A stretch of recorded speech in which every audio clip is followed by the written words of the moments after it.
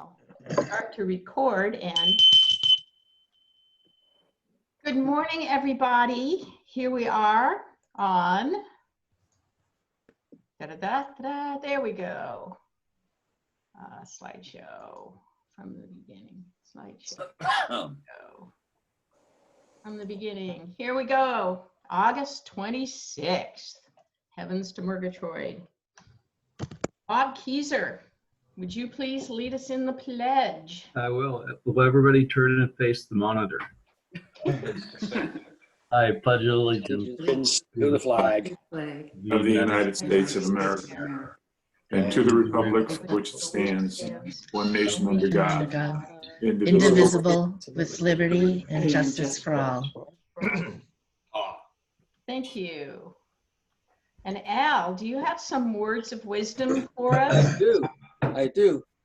This is by the 26th president, Theodore Roosevelt. He said, if you could kick the person in the pants responsible for most of your trouble, you would not sit for a month. Thank you. I like that. So wave to your friends. Good morning, everybody. Good morning, Joyce. Morning. That's our exercise for the day. And so, Joe. Yes, Barbara. Do you have a song for us? Is I there a don't song in know. your heart? A song in my heart, for sure. You know, there's a lot of stuff going on, but we all got to remember that it's a pretty good place we live. So I thought a little America the Beautiful this morning. What do you think? Yeah. Sounds good. All right, here we go. Oh, beautiful for spacious skies, for amber waves of rain, for pearl mountains' majesty, above the fruited plain, America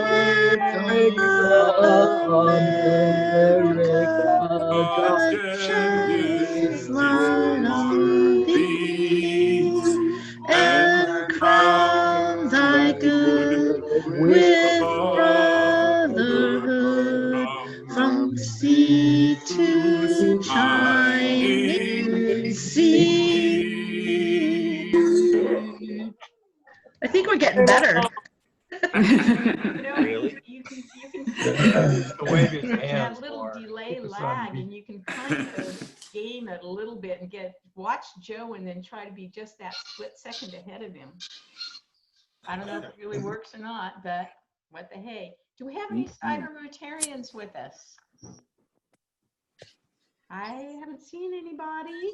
We're hoping to have Mike Carey this morning. I don't see Mike. Nick, I spoke to him this morning and he was having some computer issues. Oh, okay. Thanks, Joe. So I told him, you know, because I told him I'd call him at 7 in the morning and kind of walk him through it. And he just didn't have it. So maybe next week, we'll work on it. We'll hold our breath. Yeah. Oh. Okay. Any other cyber guests? My wife's here somewhere. Patty, say hi. Hello. Hi, Patty. Hi, Betty. Nice to see you. Patty. Good morning. I don't see Erica Steffi here yet this morning, but she's on her way. Good. Thank you. So I'm going to now mute all. If I can remember how to, oh, I know how to do it now. I have to do it this way. Mute all. So remember to unmute yourself when it's time for you to talk. And we have a couple of birthdays, and I saw Brian Bauer. So Brian. Yes. Happy birthday on the 30th. Yeah. Yeah. Is it a birthday? No, it's going to be pretty exciting. Oh, what are you doing? I'm going to go to Paradise Ridge from our telemedicine fundraiser event and do pizza and wine tasting and so forth on Sunday. Nice. So all the kids will be in town. So that would be nice. Good. Good. Well, happy birthday. And Lori, your husband Steve, has a birthday on the 30th. So obviously he and Brian were separated at birth. Where'd Lori go? She disappeared. No, I didn't disappear. I was trying to use my space bar to unmute, but it was not cooperating. Yes, actually, everybody's supposed to come for a barbecue, less than 10 people on Saturday, but with the fires, I'm not sure that the people from Roseville will be showing up or not. So it may be low key. That's about it. Outside. Outside with cake? He didn't tell me he wanted a cake, so he's an ice cream kind of a guy. Get him an ice cream cake. Yeah, he would probably like that. I know, we don't have Baskin Robbins in town anymore, so. I know. Yep. Well, happy birthday to Brian and Steve. And Oh, Helene yes, and and Bruce. Well, Rich Levin's birthday is today as well, a former member. Okay. Yeah, just note. Well, then I'll go, happy birthday, Rich, because he's just on the other side of the creek from me. Okay. So Bruce and Helene and Bruce. Hi. Yes. You have an anniversary on the 26th. That's today. Yes, it is. And yay! And what exciting thing are you doing for your anniversary to celebrate today? We're finally going to go out to dinner at a real restaurant. Wow. Indoors? We haven't been out to dinner for 6 months. And I'm tired of cooking. After 118 years, I think I deserve to go out to dinner. Yes, you do. How many years married? She's 118. 118. very good. I'm watching people trying to do the math. It's easy math. A long Easy math. 58 years. That'll teach me to go out on a blind. 59 years, excuse me. Well, congratulations. One more year and we have the 60th, and then we can have a big bash for you again, right? I guess. Well, great. So no Rotary anniversaries this week. Oh, well. So here's what's coming up. Tomorrow night, of course, is the SCARC meeting that Healdsburg is hosting. And it should be really interesting because the program is County Supervisor Jim Gore. And with all the fires, I'm sure it's going to be far more interesting meeting than he ever thought it was going to be. Now, what I'm curious about is I know on our Zoom account, you can only have a maximum of 100 on a meeting. So I hope everybody can attend the meeting that wants to, but it should be very interesting. And I believe Jim Goodenough can tell me, but the Zoom link is in the members only section of the our club website. Anyway, then on the 8th, we have community service. Now the 15th and 16th, the district governor stuff. Now this year, of course, normally we would have the district governor's meeting with the board. It's not a board meeting, it's just a meeting with the board. And then afterwards we would have a social for the rest of the club. Well, obviously that can't happen this year. So that'll be a Zoom visit. And if anybody other than a board member wants to attend that meeting, shoot me an email because then I'll include you on the Zoom invite. Now on the 19th, is World Cleanup Day, and Chris Brocade. Good morning, everybody. Certainly the third Saturday in September is still World Cleanup Day, but locally we have rescheduled our watershed cleanup for the fourth Saturday because it's a major religious holiday on the third Saturday this year. So they thought it would be best to reschedule that. So we're in the planning stages right now for the last Saturday, September 26th in September. There's going to be a lot of virtual cleanups going on, but we will have something out in the next week or two for people to sign up and adopt areas to go clean up. And first Saturday in September, I'm doing an invite only cleanup in Cloverdale, and we're going to have Rotary members from Ukiah, Cloverdale, and our group meeting up in Cloverdale. And if you'd like information on that, I'm just asking people to call me directly. And it's just a small cleanup that we're doing up there. So look for something happening for the whole month of September, and we encourage everybody to just go out and take action in your own neighborhoods and your local parks. Thank you. I think the most important thing is for all of us to be conscious. And, you know, you're walking down the street and you see a piece of litter, pick it up. Carefully, but just be conscious. Jim Goodenough sent a chat out saying that he doesn't put the information for the SCARC meeting in the public area. So I'm assuming that that means that it's in the members only section. So if you want to attend that SCARC meeting, you can go there. Then of course, then November again is the Zone Institute. So this is the great news that they talked about yesterday, polio-free Africa. The wild polio virus has been eradicated in Africa. Think about that and give us all a giant hand for all of our efforts to eradicate polio. All we really have left are Pakistan and Afghanistan. That took 4 years. They always wait 4 years after the last wild polio case to declare it polio free. So this is huge. This is huge. Joyce.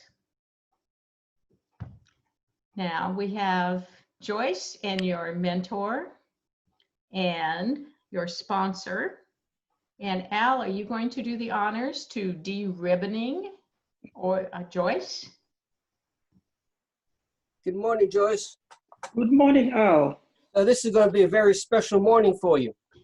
It is indeed. You have completed all the requirements of fermentation process. And we want to congratulate you on becoming the newest member. And Lindison K will virtually tear off your ribbon from the badge. Do you have that, Linda?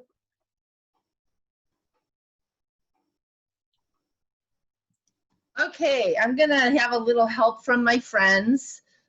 Here's the badge. It's not showing. Okay, I'm gonna go to the other computer. Hold on. Okay. Yeah, that's the problem with those virtual backgrounds. They Here's don't always the work right. badge. And 1, 2, 3. Done! Congratulations! Yay. Thank you. Let's give Thank Joyce you. a standing ovation. Yay! Welcome. Thank you. And congratulations. Can I just add as Joyce's mentor that it was a real joy to work with Joyce, and I got to talk to her and meet her a little bit, and I really appreciate you being in the club, and welcome. Thank you so much. And thank you to everybody for the warm welcome. And I feel now the new kid in the block, and very welcome. Thank you. Great. Woohoo! Rotary Youth Exchange. You know, this year we aren't having an outbound or an inbound student. So David, Mark Raymond. Well, we got a reminder from, whoops. Oh, I hope that wasn't an earthquake, everybody. Just relax. I got a notification from the district reminding us that the program is there, and we are already set to send out a student this next year. And when we send one, we get one.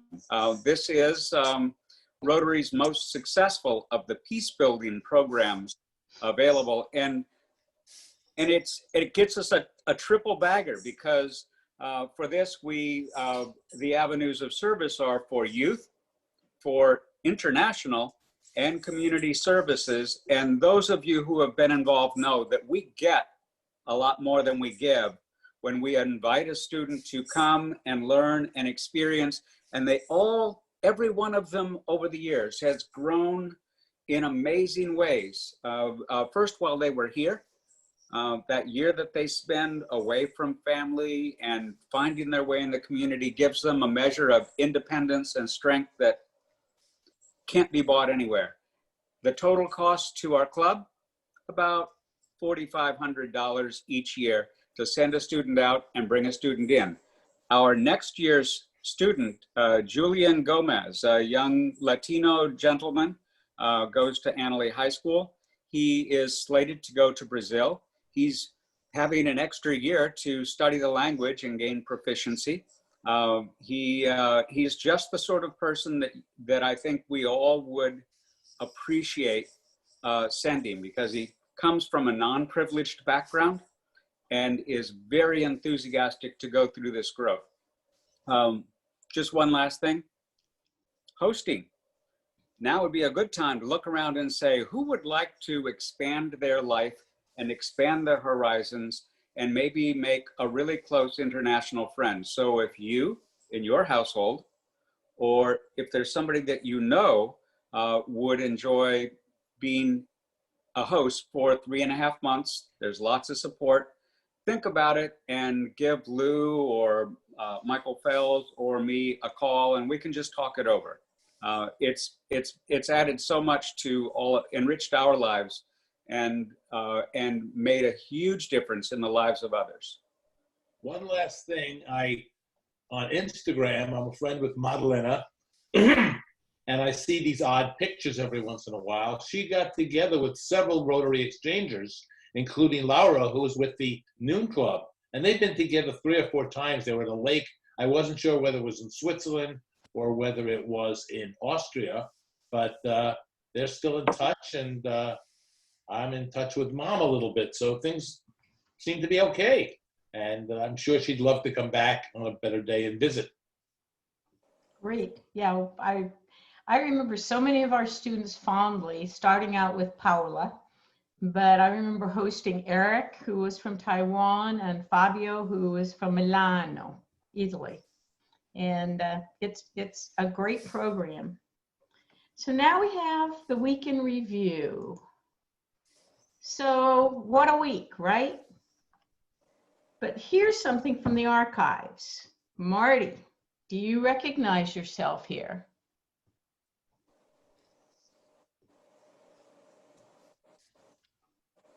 Marty. See, I can't tell where he is, so. Well. Marty, you're on mute.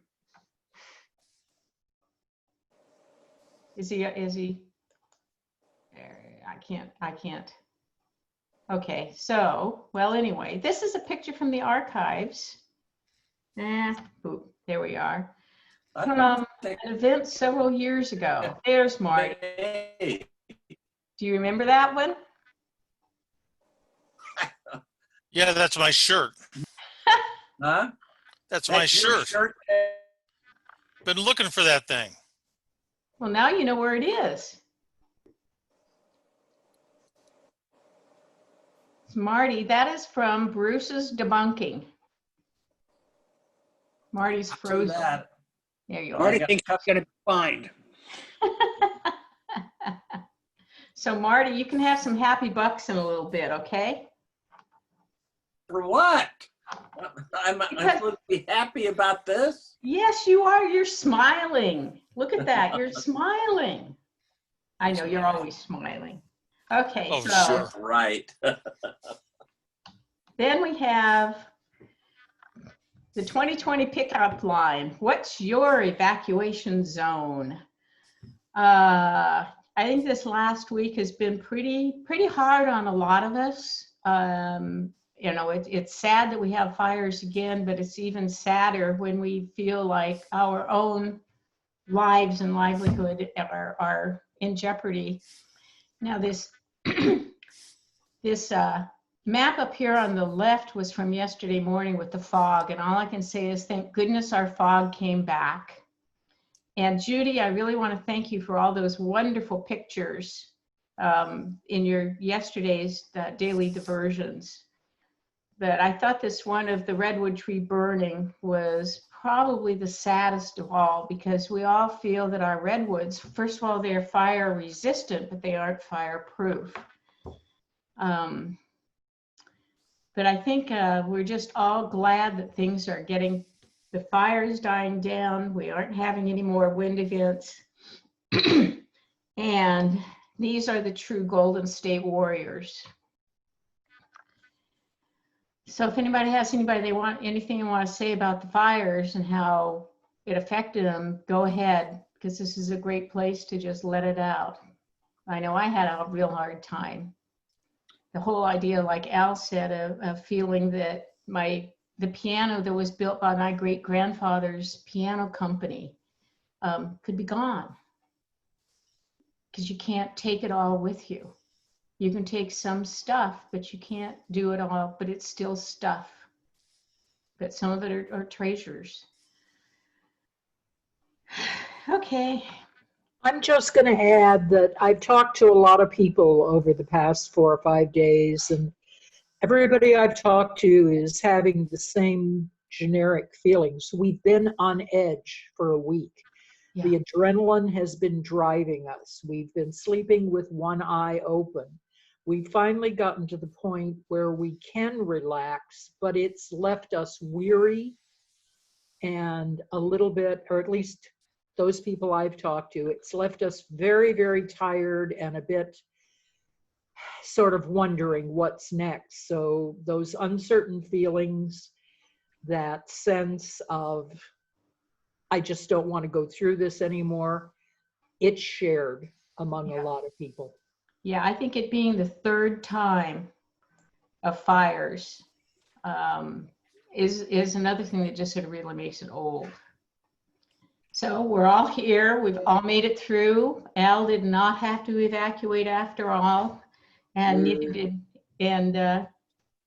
Chris Brocate. I think he stayed where he was. So everybody is safe and good. I was going to say that it did get a little exciting here, though, because just when the fires were settling down, a huge fir tree came down across Bohemian Highway about 1/4 mile from our house, knocked out the power lines, started a small fire, which the volunteers were able to put out before it spread to all these cabins here in Camp Meeker. And we were without power from 1:30 in the morning until 7 at night. So that added to our excitement. That was my son and daughter-in-law's tree. Oh, it was really, it was Nate's tree. Okay. And they were in a cozy hotel in Rohnert Park. Oh, boy. Well, you know, there was a letter in the Press Democrat today about the warnings, and they were completely wrong. And no one knows if they're in Section 3R1 or 3R2. I even called the fire chief, and he said he didn't know. My neighbor, an elderly woman, lives across the street whose husband's in a wheelchair, kept coming over every time the alarm would go off on your phone, and they were sending that out to people that shouldn't be getting it. So that does need to be corrected, and I did communicate with our supervisor about it. So hopefully, you know, they'll fix it. Yeah. I was going to add one other thing that happened. Last night at about 5 o'clock, I was on the phone with Wayne Britton. We were just shooting the bull. And all of a sudden he says, a tree just came down and knocked out all my power. So a huge fir tree came down, just missed his house by about a foot, pulled the power lines down and his main power service at his house. So that's why he's not here today. PG&E was heading over there, right away, and that's his latest. Wow. We had a story. We had a big one go down too. You did also. Yeah. Yeah, I'll add one thing about, I think it was Marty who said that there's been a lot of confusion about zones and about who's getting alerts. One of the first initial alerts that went out specifically to the Larkfield Wickiup area was a warning from 2019. Yes, And it correct. told everybody to evacuate. Yeah. The other thing is the confusion on the zones. I can clarify for a small number of you, and that is I live right down the street from Regal and right behind Pacific Market. And I can tell you without doubt, we are 4G5. But that's the only direct information I have. Yeah, the socoemergency.org, and you can go to the evacuation map, which of course kept crashing on the iPad. I had to turn the desktop on to actually see it. Had the zones on it most of the time. They added the ones, but yeah, I know it was better than nothing. It had the thermal NASA thermal thing. So anyway, But they're going to have to redo this so that people have a clear understanding of what zone they're in. And make it I have a question. I just put a link in the chat. The sonomacounty.maps.arcgis. Anybody use that? It seemed to show all the zones. yes, that's it. Yes, and there's actually a better one than that Linda actually sent me that was clearer. And part of this is that the fire departments say, well, the sheriff is responsible for evacuation. He's the chief law enforcement officer. We don't evacuate areas. We just tell them where the fires are going. Yeah. So that's part of the issue. Yeah. And Sebastopol city limits is a zone, all of its own, right? Right, without a number. According to the fire chief, Right, yes, okay. he thought it was 4. No. There's no number on that map. Could someone else put that other map link in there, Linda, or? Either that or just send us an email to everybody, even those who aren't here today. If there's a clear delineation of zones, please just send it out to everybody here today or not. I have one more question about the redwood trees. I wonder if any of you know, when I see the inside of the tree burning like that, it is sad, but it's also amazing to me and kind of beautiful. Don't they survive that? I mean, you see these big trees, all burnt in the inside. They do. Yeah, they do. It's amazing. Yeah. On the zone thing, I'm just going to add that I'm north of Sebastopol, but we're 4G3. Yeah. And our northern boundary is Occidental Road, in case that's of any help. And our western boundary is Furlong. Okay. Are there any announcements for the week? Anybody have anything they need to announce? So Michael Cook, did you want to do a quickie Zoom tutorial? How does everybody like having a little quickie tutorial of Zoom? Has it really helped? Yes, it definitely has. Good. Good. Yeah, I don't really have a new one. So I think anybody has a question they would like clarified, I'll answer that, but I'll prepare for next week to give you something else. Yeah. Okay. So Jim Goodenough did in the chat the link to the map. So now you have 2 links to 2 maps there in chat. So Happy Bucks. Who has Happy Bucks? So Bruce and Elaine, do you have any Happy Bucks for your anniversary? Or Marty, Happy Bucks for that wonderful picture? Or Happy Bucks just because you're happy that we're all here and we're all safe? And things, we have not had the plague of locusts. So anybody have any Happy Bucks? Nobody's happy. Well, I'll do some Happy Bucks. Oh yes, Dan, you need to tell us all about, you have not just Michigan travel, you have other travel. You haven't been telling us about all of your travels. Well, no, the Michigan travel's the most, well, it's the most recent because I'm still here. Usually we're spending about half the time making sure the cabins are watertight and bug tight and things, and the other half enjoying the lake. And usually we have a bunch of people here from Miriam's family because they've had these cabins here for about 100 years. I've been the only one here right now. Miriam's on the East Coast because her mom was in the hospital. And so it's kind of more of like a solo retreat right now. I think we all kind of feel like that at times. Yes. between COVID and the fires. You can meditate, Dan. Yes. But Dan, you had another trip earlier, didn't you?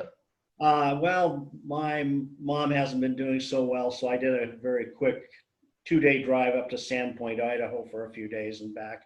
That was it.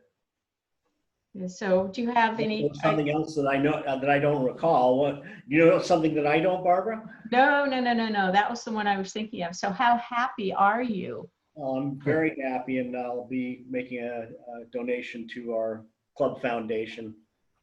Thank you. Thank you. Well, we have a couple of minutes. Or Charlie, is our speaker here yet? We can start a couple of minutes early if she's here. Yeah, she's here, and Oh. I'm going to introduce her. Okay, well then why don't we start with that, our speaker, and I will stop sharing. We're going to ignore the fire for the next half hour. Okay. Here we go. Here we go. Our speaker today is Dr. Erica Steffi, and she has been an infectious disease doctor and consultant in Sonoma County for 25 years and worked in hospice for 5 years. She has worked at all the hospitals and also maintains her own office. She is well versed in pandemics and has professionally lectured on the 1918 pandemic, antibiotic effectiveness, emerging infections, and other related topics. In the early 2000s, she was the doctor that treated the only case of SARS-CoV-1 in this county. Wow. Over time, her interests diversified, and she has invested 20 years training herself in integrative medicine, including mind-body medicine. Dr. Steffi enjoys using dreams, guided imagery, and Jungian analysis in her practice. Due to COVID-19, she presently consults with patients online. I first became aware of Dr. Steffi when a friend emailed me a copy of her weekly newsletter titled A Point of View. There, she reviews the latest research and developments in dealing with COVID-19. She generously provides no-cost subscriptions that are available upon request. Dr. Steffi, you could take it from here. Thank you. Good morning. Yay. Good morning. Welcome. Thank you. So I think I know a lot of you. I laughed because people were chatting me saying, I saw you in 2001. I saw you at this time. So it's great seeing you all. I just wanted to give you a little background why I'm doing this, and then mostly just answer questions because COVID is such a huge topic, obviously. And also it's kind of hard. We do a fire for a week and we've done COVID for 6 months. I just want to say these are very difficult times, and really to be aware of that. So what happened for me was I became aware of the pandemic. It wasn't a pandemic then. When I started reading about China, and maybe you didn't, but I did. And it meant a lot because of my training. And I was on a Facebook group with other female physicians, and the group is 70,000 women, and they're all over the world. And all these posts started coming up like, we have COVID here, we have COVID here. And that was reported nowhere in the United States. So I realized that we as a country had no idea what was going on. And being in San Francisco, I figured things are not going to go well. So in January, I kept watching, and in February, I became really clear that we probably had COVID in the San Francisco Bay Area at a minimum. And I was worried about my family and my friends, just not knowing what I knew, and I wanted people to know. So I put out a blast email March 8th. For you, I need you to know on March 5th, I skipped the Warriors game that I had tickets for and missed Stephen Curry to come back, because I knew going into that arena probably was not a good idea. That's how much I felt in my body. But if you go back to March 8th and look what was available at that point on COVID, there's almost nothing. So that was my first newsletter, which I pulled up for the first time yesterday just to see what I wrote. And the information was there. It was spot on. It talked about 80% of people doing okay, 20% of people going to the hospital, 1 to 2% of people probably dying. And that's the type of information I put into the newsletter so people would be aware and could make their own decisions, which is kind of the whole point of the thing. So that's the background. Where I get my information from is that Facebook group put a sub-Facebook group called COVID-19. And the first Facebook group was all for women. We invited men to the COVID-19 group. And from there on, frontline people from New York City and then Texas and Florida would report in. They report anything. They would report, oh, zinc is working and hydroxychloroquine is working and then it's not working. And there were tons of links to different articles. But you got to remember, March, April, there were hardly any published articles. We were all just talking to each other. And again, I would hear about things through this group prior to any newspaper or any publication. Out of that group, one woman, an infectious disease doctor, has been giving an hour-long lecture once a week. And she reviews much of what's available and then kind of distills it down to what we should know. Right now, there's over 4,000 publications per week on COVID. So it's kind of impossible actually to keep up, but she does a great job. And then there's a YouTube channel that's dedicated to doctors on anything academic, but mostly it's been COVID. So I get to see lectures from UCSF, from Stanford, Harvard, Columbia. And I find this, I know you guys may not, but I find this incredibly amazing and interesting to watch and learn. And so this newsletter has been my passion to spread what I know. I try to make it available to everybody. The language is for everybody, lay people, not just doctors or nurses or medical people, although there are doctor subscribers and there are nurse subscribers, but there's also my stepmom who's 83 and doesn't know anything medical. So that's kind of where I came from.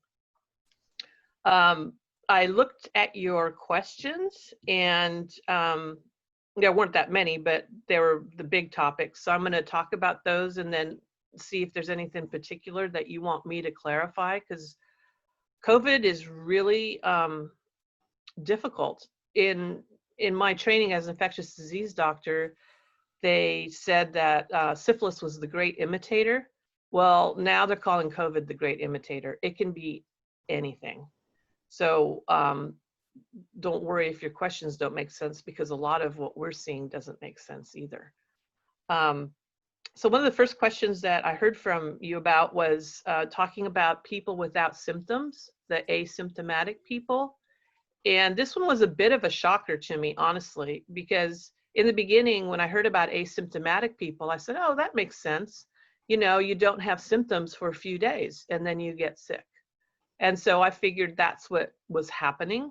And I don't know if you remember, but the lady at the UN, the physician who was giving some sort of, it wasn't UN, that was WHO, was giving some sort of big speech. She misspoke about this and caused this big, huge international uproar.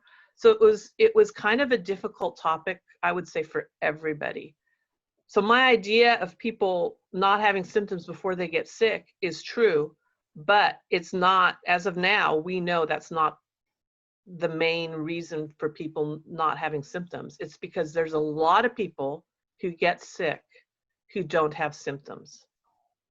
So they feel fine. They don't know that they had it, or maybe, I'm guessing, they feel a little off, like having bad days, but don't cough, don't have fevers, really don't think they're sick. So those people, of all the people who have COVID, this is important, make up 40% of the people who have COVID. So if you're at Safeway and you see somebody who looks fine, if they had COVID, 40% of the time they wouldn't have any symptoms. And that's the thing about COVID. It's you don't know who has it. You don't know who can spread it. If they do spread it, just so you know, you probably know this already because you're wearing masks, but It's mostly in your nose in the beginning. And then if you were to get sick, it would travel down to your lungs. So my little pet peeve, you can imagine, is people not putting their masks on over their nose, which is where you spread it from. And just since I have a teaching moment, if you think you were infected by somebody, found out that somebody had it, tested positive, and you were near them, you should probably quarantine for 14 days because you could be asymptomatic too. You can't say, oh, I'm gonna just see if I get symptoms. If I do, I'll lock myself in my room. No, that doesn't work because you may be asymptomatic too, because 40% of people are. So I'm glad. I love questions. So if there's any questions about that go ahead.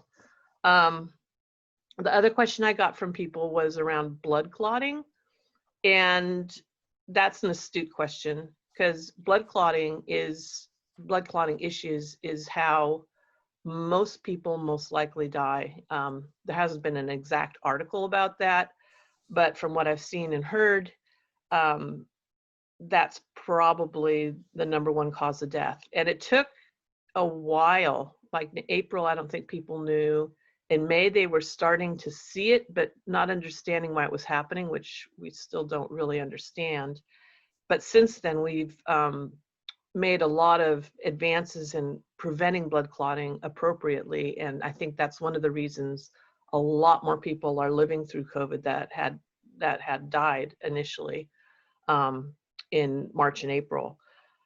There's 2 ways that we think that the blood clotting problem is happening, and this is important for at least doctors, that in the beginning, you're sick because the virus is causing problems. And there are receptors on the lining of the blood vessels where the virus can actually attach and cause disease. So virus goes to blood vessels causing problems that leads to blood clotting. The other thing is about a week into it, people who get sick enough to go to the hospital go at a week or later. So I'm talking about those people now. A week or later, the body's been trying to fight the virus. And if you're unsuccessful in clearing it, your body tries harder. And when it tries harder, there's a cascade from your immune system that overreacts. And it's also felt, and probably more importantly felt, that this overreaction is the cause of the blood clotting. So anybody who goes to the hospital because they have low oxygen is assumed and most likely will have low blood clotting. They have a lot of tests for this, so they're going to go ahead and test you anyway, but they'll probably start people on blood clotting medicines. So what's important is that blood clotting isn't just like your leg getting a clot. Blood clotting causes a lot of those breathing problems that people are having trouble with. So again, if we give those clotting medications, then hopefully we can reverse that and people can breathe and they'll come out of the hospital. But they can also go to your heart. So there's a lot of people who've had heart attacks, because that's what a heart attack is a clot in the arteries in your heart. And there's been publications around excess deaths. I don't know if you've seen that, but there's COVID deaths, and then there's the regular normal deaths that are usually pretty constant, and people have numbers for every January for the United States of America and every February and every March. This year we have a lot of excess deaths, and I believe a lot of those are from heart attacks. So when I hear a story of a person who had a heart attack and died and it was unexpected, I mean, most of them are, but that could have been COVID, and that's a little bit scary. The clots can go to your kidneys, so people end up on dialysis, and the clots can go to your head. So you've probably heard stories about people getting strokes or having TIAs or having bleeds, or sometimes people just mentally aren't with the program, and that's probably due to a lot of little clots or maybe the virus in the head and the virus effect on the nerves. It also has effects on nerves, which we don't know much about, and I can't even lecture about because we just don't know it yet. So that's the blood clotting, and there is such a thing as the blood not clotting. That happens with really severe infections, and my assumption is if the body's overwhelmed, you could get that, and that's been described. And then there was a question about face shields, so I'm going to take the opportunity to talk about masks super quick. You should wear a mask. The 3-layer cotton masks are perfect. They're almost as good as those surgical masks that people used to wear in the hospital. Now they wear N95s, but so that's really good. If you just wear it and wear it properly, those are fantastic. Bandana's not so good because it's usually just a single layer, so it doesn't really keep your virus, if you were sick, going out into the air to people around you. And then we haven't seen a lot of them, but I think they're popular in other places. They're called neck gaiters, but I see the construction workers wearing them where there's some that look like a scarf around their neck and then they pull it up over their nose. And the fleece neck gaiter actually makes the virus more infectious because apparently it rips the droplets into an aerosol and then the aerosol is more infectious. So don't be around people with neck gaiters. Anybody in a hospital right now is wearing an N95. The hospitals just switched to that. They were wearing surgical masks up to like 2 or 3 weeks ago, which I absolutely couldn't believe. And then healthcare workers seeing anybody who might have COVID, which in this county could be anybody because we're above a 10% rate when we do tests, which is really high. They're wearing face shields.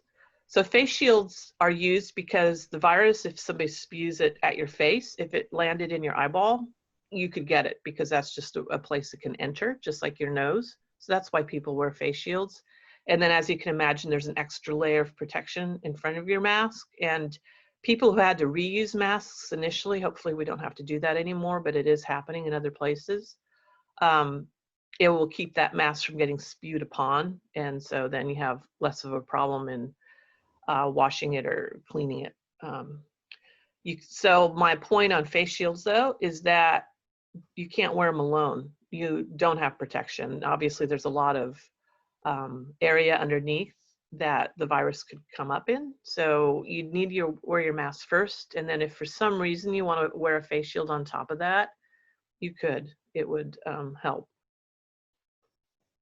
Oh gosh, people are losing power. That's not That's so out good. that's out in Freestone.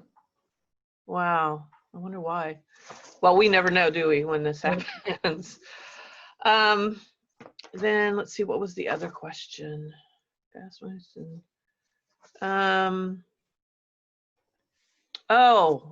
This is why I was leading into this. So we were told over and over again, wear masks so you don't infect other people.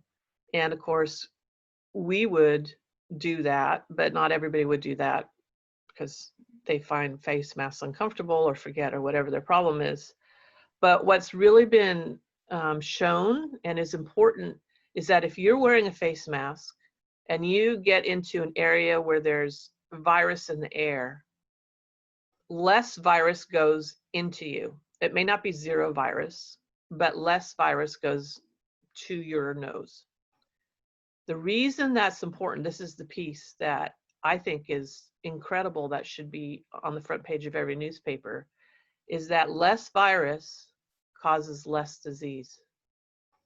So a person such as those poor doctors in China who died of it and they were young, they were in their 30s. If they had had a mask on, which in the beginning they didn't, they would have had less virus go to them and they most likely wouldn't have died. Less virus in other people might mean they won't even have symptoms. And what I did want to point out and forgot to do, because this is early in the morning for me and I'm not used to lecturing in the morning, but those asymptomatic people, the people with no symptoms, they still get sick. They do CAT scans on their lungs and they see the same pneumonia other people get.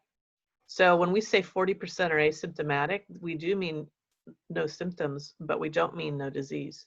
All these people get disease. And there is a thing now where some people stay sick. So it's not good to get the disease. It's not like you can be 30 years old and don't feel it and be fine. It's possible you could be not fine. But wearing a mask decreases the symptoms. So you can become asymptomatic if you were to be sick and otherwise would have had symptoms. So that's a good reason. Tell people who don't want to wear their masks, hey, you're just helping yourself. And maybe more people wear masks. If we all wore masks, the virus wouldn't spread as easily and this whole thing wouldn't be as bad as it is. I mean, the key to the COVID pandemic is not to have too many people sick at one time so your hospitals don't get overrun, which, well, I'll just talk about it. It was going to be my last thing, but the state of California, their numbers are 5.6% rate of positives when they test, which is okay. It's not great, but it's okay. Sonoma County right now, 10.9%, almost 11%. Wow. Which is really not okay. And I'm surprised they're not making a bigger deal out of it. I mean, I'm not a politician, which is really good because I don't want to hear what I have to say about it, but we're at 11%. And what happens when you're at high rates like that is some of those people will get sick enough to go to the hospital. And then you run out of beds in the sense that we have enough beds. There's plenty of mattresses. But a bed isn't a bed until there's enough people to help the person in the bed, such as nurses. So right now, what I'm hearing is we're low on those nurses, respiratory therapists, people running the innards of a hospital. And that's why you don't want a surge, which is what we're in with this 11% thing. The problem also is that these people that are in the hospital now were infected over 3 weeks ago. So unlike the pandemic flu, where somebody caught the flu and died within 48 hours, here they don't even get sick for a week. And if they're gonna die, they don't die within 3 weeks to a month. So our hospitals are full of people who are sick, hopefully won't die, but it takes a long time for them to get better. So that's another reason not to get sick at the same time. Unfortunately, we're not, as a county, doing a super great job around that, and I'm wondering what's going to happen next. And then the last thing I was going to talk about is a talking point, and it's just an example of something I might put in the newsletter. There was an article, there's a lot of articles, but some of them go viral. And one was that, hey, there's immunity to COVID. And people have been debating this. Can you really get immunity? Can it really help? And indeed, people have been found to have immunity. One of them was 3 people who went on some sort of a fishing trawler, I think it was. And they had COVID before they went on the trawler, and they were fine. Everybody got tested. They were fine. And then the trawler went out, and of course, being on a boat, people got sick with COVID, and they came back. And over 100 people were sick, but those 3 people didn't get COVID. And this is just an example of a lot of other articles that are now coming out saying, yeah, you can have immunity. Immunity doesn't mean that you're going to be not sick the second time around. Immunity just means you won't get as sick. Your body knows how to fight it. So just like the flu, when people get flu shots, they go, oh gosh, I got a flu shot and I got sick. Yeah, but you didn't die, and you didn't get super sick for 3 weeks with flu. So that's a big misunderstanding around vaccines or immunity, but that's what you want. You don't want to be one of those people who gets sick again and goes to the hospital. So they're showing that you have milder disease. And then the second article that came out this week was a person got reinfected. We have proof that a person got reinfected. Well, that sounds like the opposite of immunity, but really what happened, and I wrote it down real quick as a summary, there was a person, he was only 33 years old, and he was sick in Hong Kong in March. And in Hong Kong, I don't know if you know, but they clamped down on every single person. And he wasn't that sick, but they put him in the hospital for over 2 weeks, I think just to get him out of the general population. So they did a lot of tests on him. They obviously found the virus that he had. And they also tested him afterwards and didn't find antibodies, but that's very common. I think we don't find antibodies in most people who've had the disease. which doesn't mean your immune system's not working. It just means that we didn't find antibodies. So the antibody test isn't really very trustworthy. So then he did his life. And in August, he went on a trip. I don't know why. And he went to Europe. I don't know why. And he went to Spain, which is having the highest number of cases of coronavirus per whatever, 1,000 or 1,000,000, doesn't matter, more than even the US. And we're terrible. So he went to a really bad place. And guess what? He got COVID. And he didn't get sick. Now, he got tested again somewhere along the way, I think when he entered Hong Kong. And he was positive with no symptoms. And then they went and checked that virus, and they found out that they had the first coronavirus that he had gotten, and they also had the second coronavirus that he'd gotten, and he knew they were different because they mutate just a little bit. So when you're thinking mutate, you're thinking, oh my God, there's a whole different virus and now no vaccine will ever work. That's actually not true. They're very unstable viruses, and so they might just switch a couple of base pairs, and they just look different. Like they have a different hair day. It's just nothing else is different about them. So they knew he was infected twice, and they knew the second time he was asymptomatic. So really these articles, even though the headlines read a lot more different than you think they mean the same thing. He had immunity and he wasn't sick the second time around. Problem is he could have spread the virus because they found it on him. So we're going to be wearing masks. I mean, in my perfect world, everybody wears masks for a long time and far fewer people get sick. So that's what I prepared today. You guys sent me questions in chat and I can't lecture and look at them at the same time. So I don't know. Nick raised his hand. Nick, are you still here? Yes, I am, and I have a quick question. Sure. Doctor, a couple of times you cited a positivity rate in Sonoma County of 10 or higher, and yet the local newspaper this morning says 6%. What's the variance? What's the difference? Disconnect? That took me a long time to figure out. So in April and May, there weren't that many cases here, but they were testing, right? So the denominator got bigger and bigger and bigger with no positive tests. And every time they get a new test now, they throw it into that massive denominator of no tests from March and April. But forget that for a second. That's what the newspaper shows. But forget that for a second. If you go on the county site and you see how many tests they did that week, let's say they did 1,000. And they see how many positive tests there were, you know, then let's say there were 100. So 100 divided 1,000 is 10%. So it's just a currency issue. It's a but it's a big misinformation issue in my world. It is. I agree. I agree. Thank you. You're welcome. There are a couple of other people who raised their hands. So if we can pause for just a second, our meeting normally is over at 8:30. But Erica, do you have anything that you are anxious to get to, or can you stay a little bit? This is my world. This is your world. This is fascinating. And I just want to say, if anybody needs to leave, it's okay, but we can kind of keep it open for a bit and keep going, because this is critical information. I found the article, I think it was on CNN, about the RNA analysis that they're doing on the genome. And fascinating with this reinfection issue.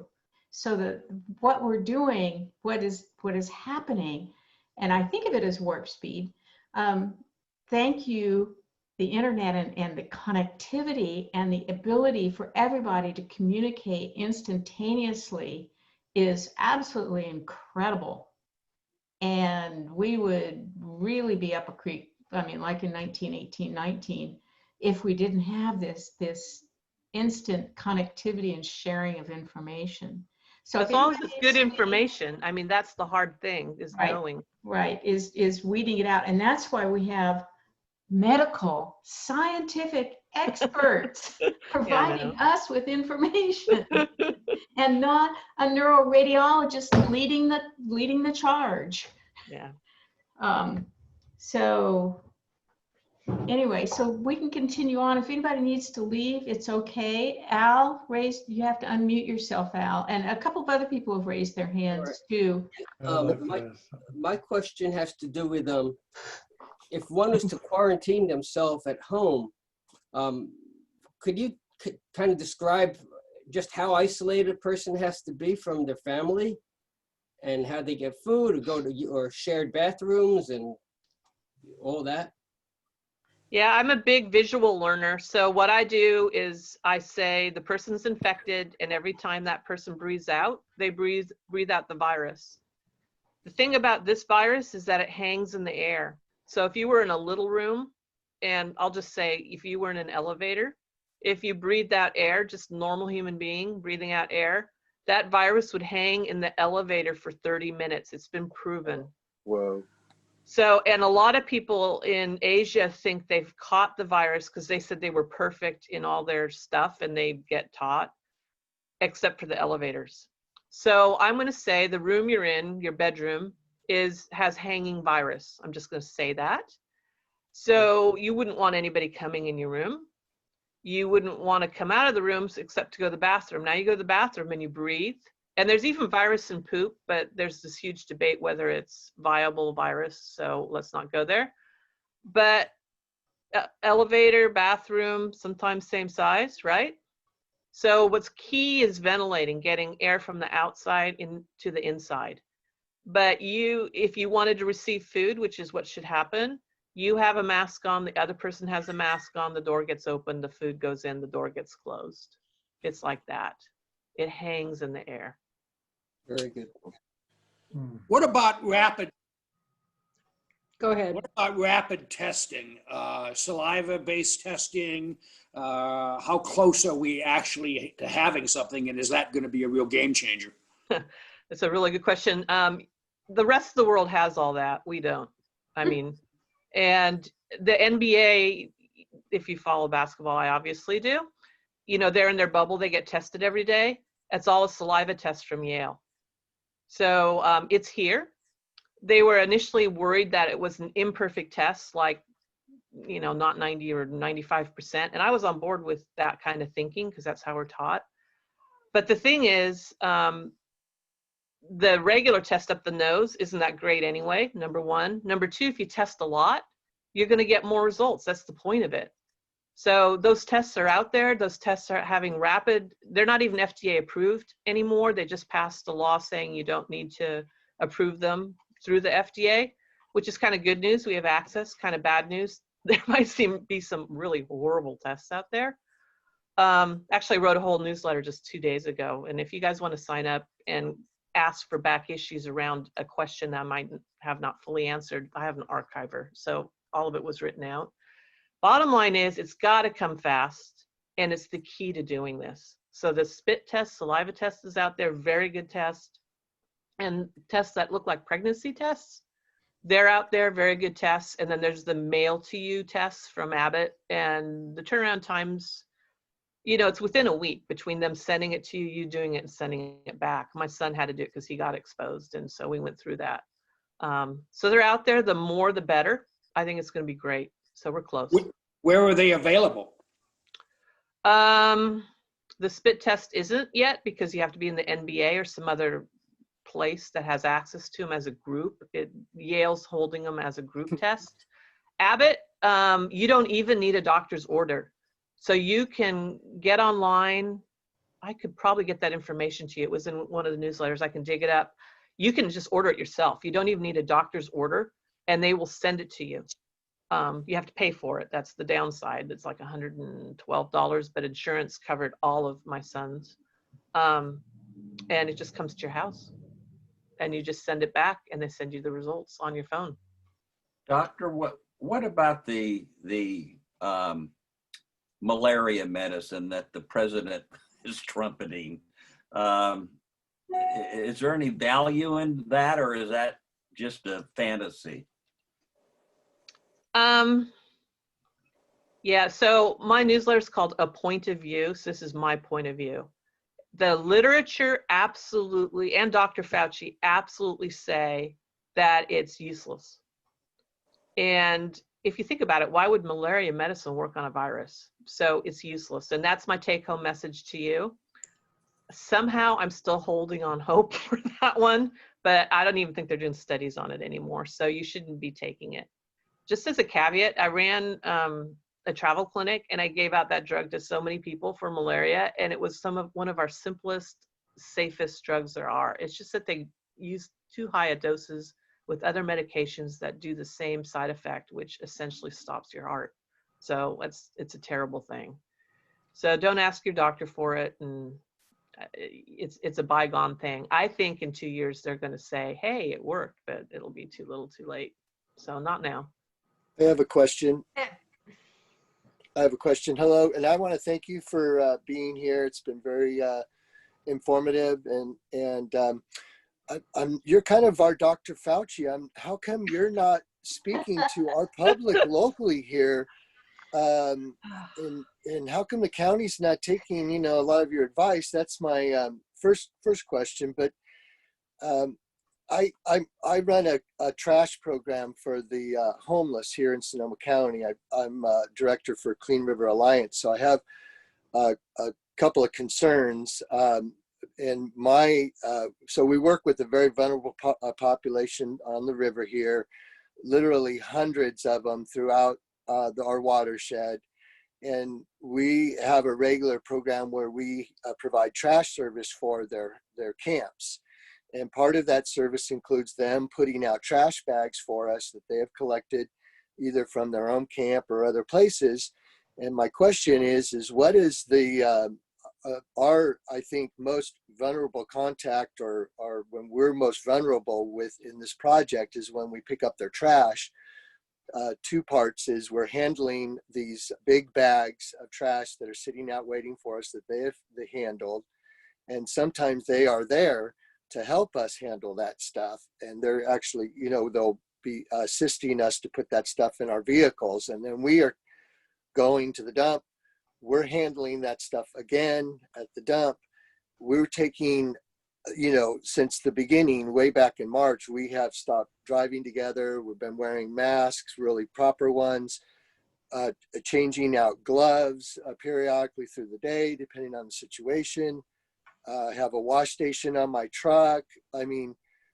But still, what is the surface contact? Is there a chance of us, how long does it last on surface? And should we even be having them help us at a certain point? So the contact stuff initially, March and April, we were pretty hyper about it.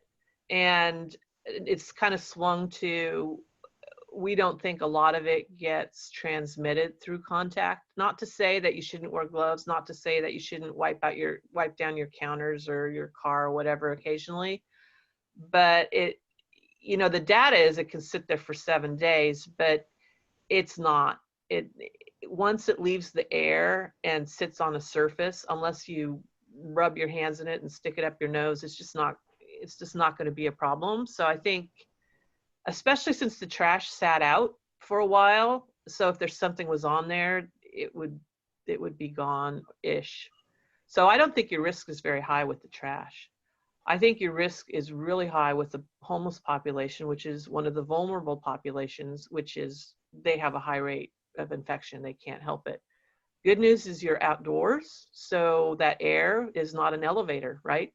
But bad news is you probably get within 6 feet, which is a no-no. And I'm wondering if they're wearing masks. I hope they are, because if you're 6 feet apart wearing masks, I would say you're okay. But if that's not happening, then I would say you're not okay. Chris, do they all have masks? Sometimes they do. Sometimes they do, and sometimes they don't. We encourage them all the time, and when this whole thing first started breaking out, they were the last ones to get all that stuff. Yeah, I know. And we jumped into action right away, and we're handing out hygiene kits and stuff like that.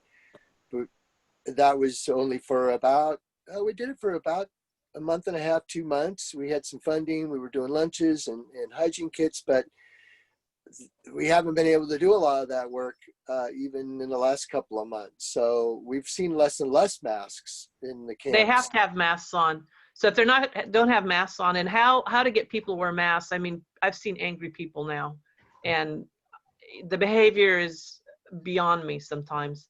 But really, you guys are trying to help them. They need to understand no mask, no help. That's just black and white. And that's why I can't be a politician, by the way, because I just see stuff and I say stuff and people get mad at me. So well, I hear you. I couldn't be a politician either, and that's why I'm not invited to most of their meetings anymore, because I speak my mind.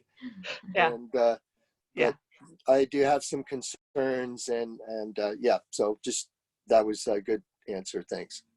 Erica, you're sitting there with an enormously greater amount of information than any of us have, both from your medical background, from the research you do, and you're also following current trends. So I'm a little curious, you yourself, how do you choose to limit, or do you, visits to supermarkets, to takeout or restaurant places? What guidelines are you personally following? If that's not too personal a question. No, it's good. I mean, you have to model behavior. And I started wearing masks way before anybody else. I asked, where I worked in hospice, way before anybody else was wearing masks. I asked them to wear masks to see their patients, not just for themselves, but not to pass it on to others. I think people got that really confused. I don't care, I'll get it, or, I'll sacrifice myself. That's not the point. You're hurting others. That's what the masks are all about. We don't shop at Safeway that much. We're a lot closer to Furcrest. So I don't go to Safeway much, but the few times I've been there, I didn't feel safe, and I'm not a ninny. So when we need to go for certain things there, it's early in the morning, right when they open or whatever, because it's decreased number of people. That's what you want. Me personally, I saw the employees be the worst breakers of the rules. I was going to write something to the manager, and I figured that's not going to help. So I avoid Safeway. It's big and crowded, and that's really what you don't want, big and crowded. So Costco, we go to Costco about once a month. We go during that old people time, which is super great that they have that, and people are forgetting about it. Tuesday morning, old people time, which is 9 o'clock now. There's not that many people. And now people are so much more careful. There they really dodge each other. Everybody's got a mask on. There's a hand cleaner. So I'm thinking that's pretty safe, although there was an outbreak in Santa Clara of all the Costco employees, and they had 38 positives. So anytime you go out, it's not so good. And then Furcrest, same thing. I just go at times that are not busy. Fewer number of people, and that, use the elevator model. And of course, everybody's wearing masks now. So in a way, it's safer, because before people weren't wearing masks, which was atrocious. Now it's much less safe, honestly. So some of you have, you're a lot older, you've got diabetes, which is a high risk factor. You shouldn't be going out, honestly. You should have deliveries, because when we're running 10.9% positives, that's massive. Just look it up. It's not, we shouldn't be there. And I heard like a week ago, some of the people, I won't say who or how I figured this out, were talking about opening more. And it's the pressure, it's the economic pressure, and I get that. But if you have a lot of sick people around, I don't think tourists will want to come to your place. So this is a bad time right now. So older people, vulnerable people, you need to be careful right now. And this will pass. San Francisco had a little blip, and they're better.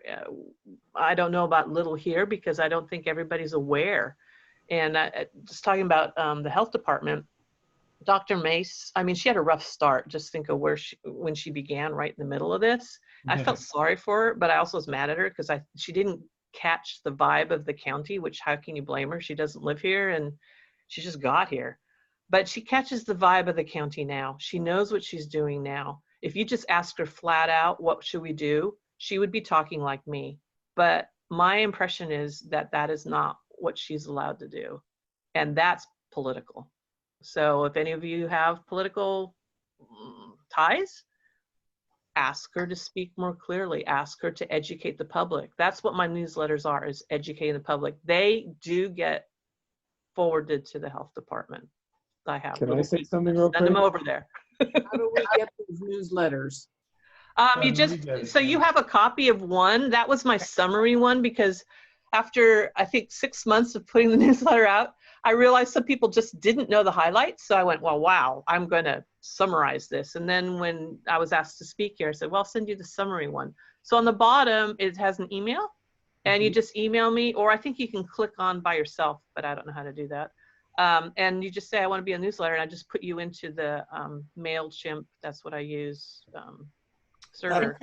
Can we distribute that link to everybody, please? Oh so yeah, they I have a invoice? lot. Yeah. I mean, I have 160 people that are formally subscribing, but I think it goes out double that, and it goes all over the United States and parts of the world even, which is fantastic. I mean, it's just information, and if I make a mistake because I don't have wrong information or misinformation, even Fauci changes his mind sometimes about stuff, I'll put it in there. You know, it's not gospel, but it's a guide. You know, it's a start.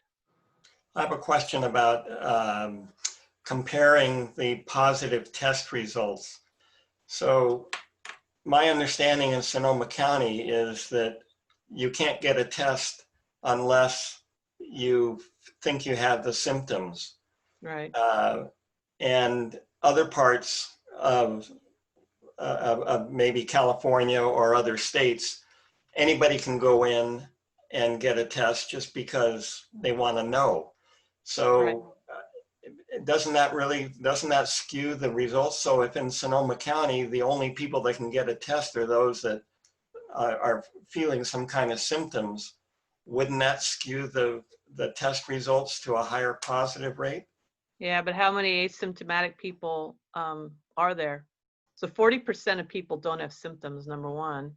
Number two, you're assuming that when a person's sick, they're more likely to show the virus, which isn't always the case. You're more likely to show the virus in the beginning of the disease when the virus is ahead. Later on, when you're coughing and all that, your body's stopping the disease and there's less virus. So, you know, we can debate that. I could be wrong about that, but the bottom line is the answer you want is that everybody has access to tests whenever they want it. Right. That's how you do contact tracing. That's how you figure out where it's going. And that is why we won't get a handle on things here and elsewhere in the US until we have that kind of magnitude of testing. Yeah, I understand that that's the ideal. And, yeah. But is there any hope for Sonoma County getting a wider availability of testing? No. They get a lot of the tests from, the county gets a lot of tests from the state. The state's limited. Rumor is that the state's going to ramp up. That's all I can say, which would be awesome because then we would have a lot of tests. Kaiser runs its own tests, and I think they've done a really good job. I don't have stats, but even they were limiting, you know, if you were a Kaiser patient and said, I want to test, they were limiting it to symptoms, which is not, what you're talking about is contact tracing. So somebody got sick, like my son was exposed at work. He knew it. He tried to get a test and nobody would give it to him because he didn't have symptoms. This is a bad idea because you want to test him, find out if he got sick so he doesn't spread to other people, right? That's contact tracing. You can't do that unless you have enough tests. So the state number of tests right now is limited. Kaiser patients, and even they were limited. And a lot of the US is limited by reagents and testing materials. That's getting better. Bill Gates has done a lot around that. He is a superhero. And then the availability of the Abbott test that I told you about is a change. It's gonna get better. Just how fast it takes, I don't know. I hope in a month. It might be longer than that. Doctor, Mm-hmm. I read a Harvard paper and they were talking about different types of COVID, and for $1, they have like a paper test. And the goal would be that everybody's got 30 of these papers, and you literally in the morning test yourself. It's like the morning COVID test. Right. And then the minute you're positive, with asymptomatic, because you're always asymptomatic the first week, typically, I guess, you don't go out because that's when you're most contagious. And anyway, it's a great article, and it's like, wow, that just makes sense. And then right, we need to have them. Right, but our country needs to say we want them because yeah, it's a yeah. lot cheaper. Politics. Yeah, Yep. yeah. Just a correction. If you are around a positive person or you are positive, it's 14 days. So yeah, you might be 100% right that it's usually 7 days where you pass the virus around. The actual number is 8, but the CDC number and the number we're supposed to tell everybody and the safe number is 14 days. But we don't know when we get it because we don't have that test in the morning to say, boom, this is the day. Well, the day you got exposed. 14 right, days. but you don't know till it's over if you. I know. Yeah. I know. That's So why we those need little paper things would be freaking terrific. You just in the Yep. morning, you do your Yep. little test and go on with your day. That's right. I have a question about social distancing, doctor. Uh-huh. I heard you say that being 6 feet apart with masks is good.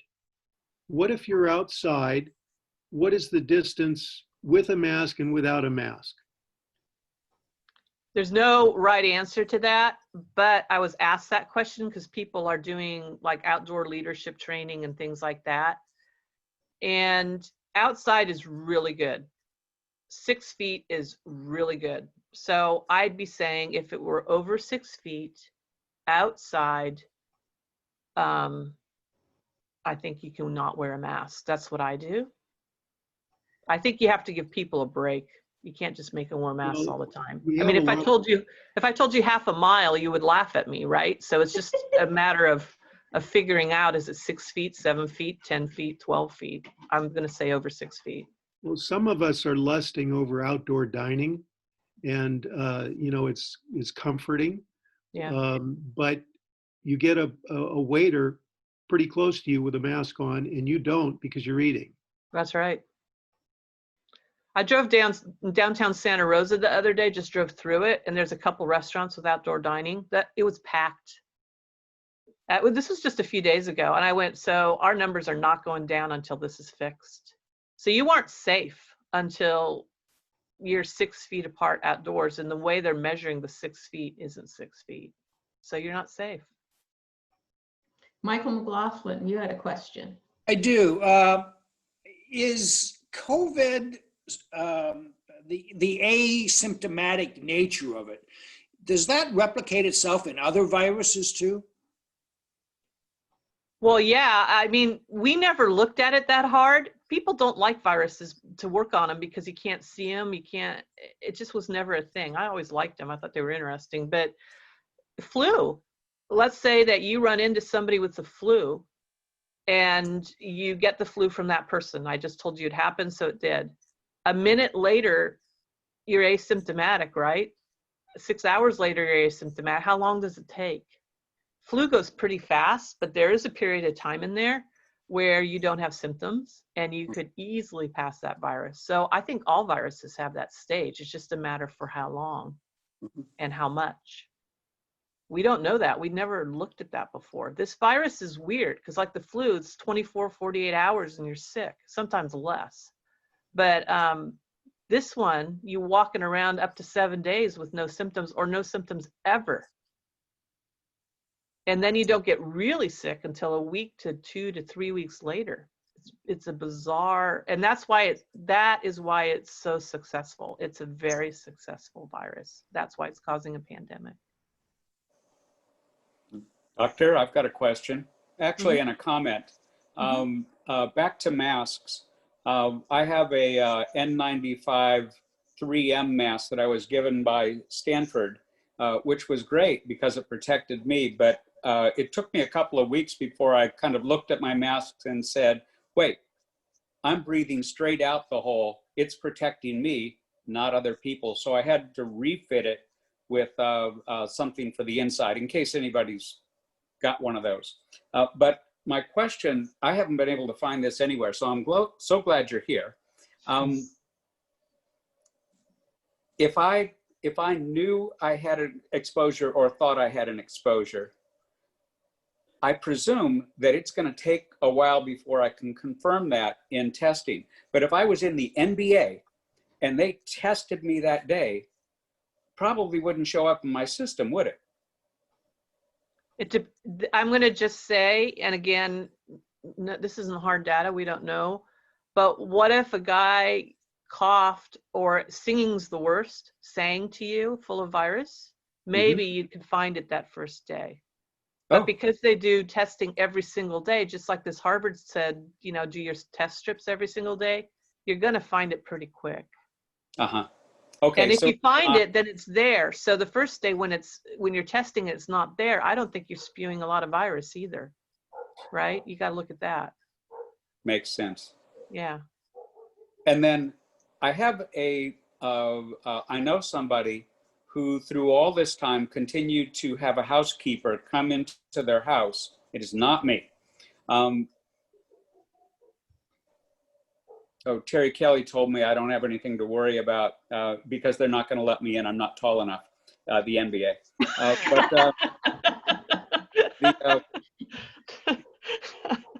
So they had their housekeeper mask.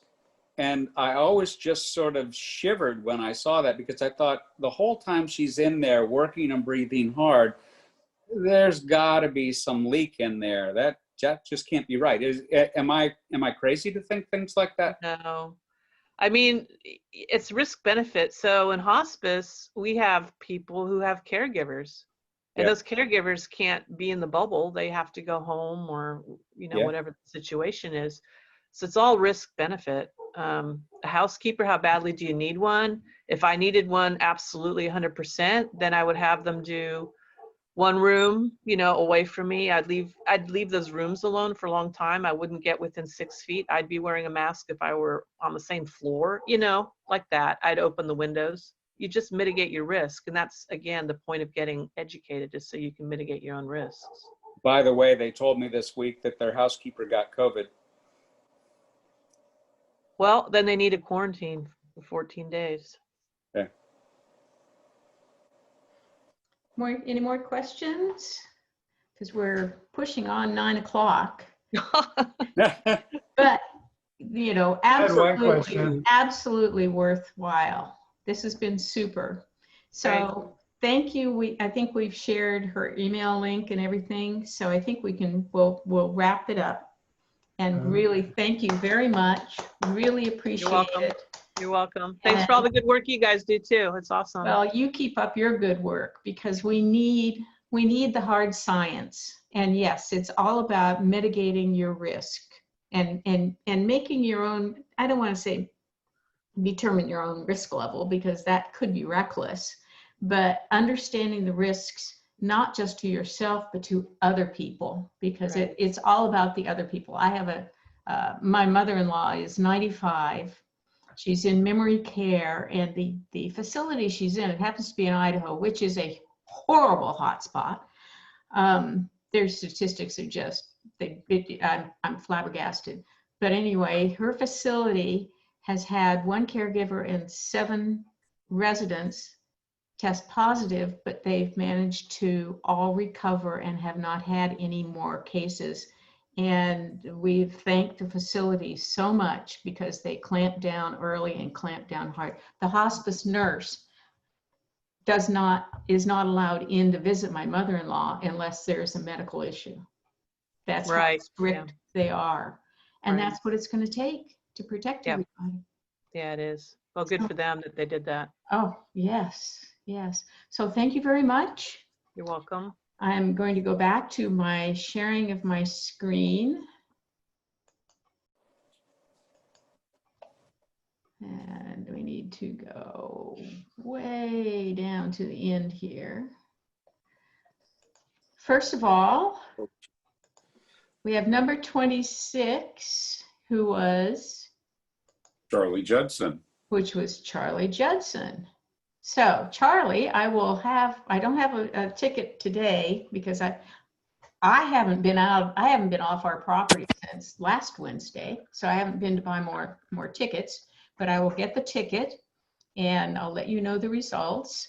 And PJ, do you have a Wayne Clean joke? Is PJ still with us? No. Is he gone? I think he is. Okay, so everybody can laugh anyway. Joe, want to lead us off with happy trails? Joe's gone too. Happy trails bypass to there. you until we meet Happy again. trails to you.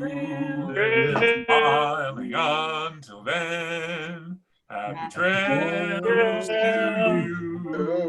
Till we meet again. Thank you all. Thank you very much. Great meeting. Yes, yes. Bye. Hey, Everybody- Barbara, Yeah. Yes, I've got a Dave? question for you. Uh-huh. When did they start your president-elect training last year? I haven't reached out to Dustin to say, hey, what about all that? It'll probably start happening more toward the end of the year. It's up to each different district governor how they want to handle it.